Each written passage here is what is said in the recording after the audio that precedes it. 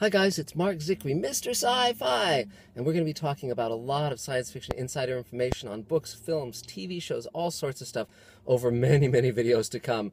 And just a little background on myself. I'm the writer of the Twilight Zone Companion and Guillermo del Toro's Cabinet of Curiosities. Also wrote for a lot of TV shows, hundreds of hours: Star Trek: The Next Generation, Deep Space Nine, Babylon 5, Sliders, Smurfs, He-Man, Super Friends, Real Ghostbusters, on and on and on. But what I'm here to talk about today, in addition to my new Mr. Sci-Fi channel, which you should subscribe to and like and comment on, is Dawn of the Planet of the Apes, which I just saw. And it's a very good film. The CG is terrific. The apes seem like real people, and it's very moving, very touching. I'll go see the next one, certainly. But, of course, it all started with Planet of the Apes in 1968, the film starring Charlton Heston. Now, something a lot of people don't know about is that film was written by Rod Serling of Twilight Zone fame, and being the expert on the world's expert on the Twilight Zone, I wanted to tell you a little background information about that script and that story, and how Rod and Guillermo del Toro had a meeting of the minds around that subject. So, here's a little bit of background on it. Of course, Planet of the Apes is based on a French novel by Pierre Boulle, who also wrote Bridge on the River Kwai. And Rod was hired. This is Twilight Zone ended in 1964, and so shortly after that, Rod was hired by 20th Century Fox to write Planet of the Apes. And he departed from the book significantly in the fact that he's the one who came up with that great ending with the Statue of Liberty. In Rod's script, it's just the hand of the Statue of Liberty coming out of the beach, because Rod was thinking in terms of budget and didn't want them to have to build the entire Statue of Liberty. But of course, they came up with a great matte shot. It's the terrific moment of the film.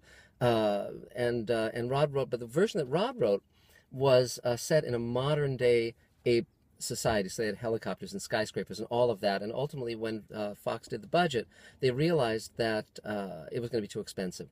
So they hired a second writer to basically rewrite Rod to bring the script down to something they could do.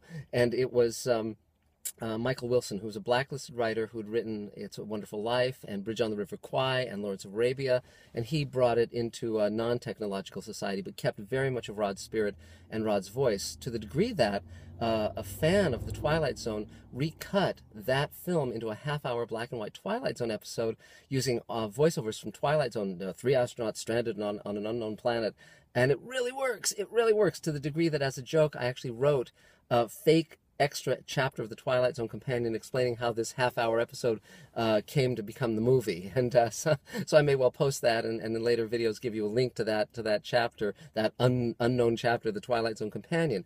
But I mentioned Guillermo del Toro, and the way Guillermo comes into all of this is I just did the book with Guillermo del Toro, and Guillermo mentioned that when he was a kid, he loved Planet of the Apes, and he bought all these Planet of the Apes figures, and in this big walk-in closet in his house, in Jalisco, Guadalajara, he put together this big ape world, this big ape city, and he'd have all these, he made all these dioramas as a kid, and he'd have all these storylines that he'd work out and stories he'd tell with his ape characters, and he did this for a long time, and then finally, after many months or years, he gave it to his brother, his younger brother, and within a day it was all destroyed. So Guillermo, I think, knows not to give stuff to his brother after that. So basically, this is one of the first in our videos that we'll be sharing with you, giving all this insider background based on things that people have told me personally, that many of which will not have appeared in print or anywhere. So you'll be getting it straight from the horse's mouth. So this is Mr. Sci-Fi. This is the Mr. Sci-Fi YouTube channel. So be sure to comment and like and subscribe. I'll be posting these things almost every day. And also, in terms of comments, if you want to talk about your favorite Planet of the Apes story, did you like the first one, or are you a fan of Conquest of the Planet of the Apes, or maybe you like the Tim Burton one, the notorious Mark Wahlberg Tim Burton collaboration, or perhaps your favorite ape isn't even from Planet of the Apes, perhaps it's King Kong, which is one of my personal favorites also.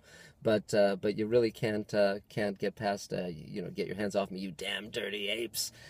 Charlton Heston was one of a kind, and so are each of you, creating your own wonderful lives and wonderful magic. So we'll be with you once again very, very soon. For more, you can check out markzickery.com to find out about Space Command and a lot of the projects I'm doing and books I'm writing, movies I'm making. I have my own studio making science fiction films with many of your favorite actors.